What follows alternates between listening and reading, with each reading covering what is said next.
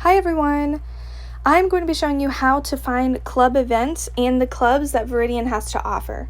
So once you open your Veridian Life app, in the top left corner, you'll go to the menu button. And if you are on the web version, you'll click on the club button at the top of the page. That will also take you to this exact same location. So you'll be able to see all of the clubs that Veridian has to offer, along with their events. So if we go to Bunko Group, now this group does not require you to join the club. So once you open that club page, you'll be able to see all of the events that it has to offer. Now some of our clubs do require you to request to join. So if we go down to Veridian Sporting Gun Club, that is a club that does require you to request. So once you submit your request, you will receive a notification.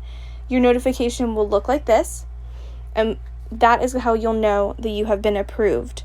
Once you are approved, all of the events will show up below. Be sure to be checking this quite frequently, because once events are added, you will not receive a notification. They'll just show up on the club page.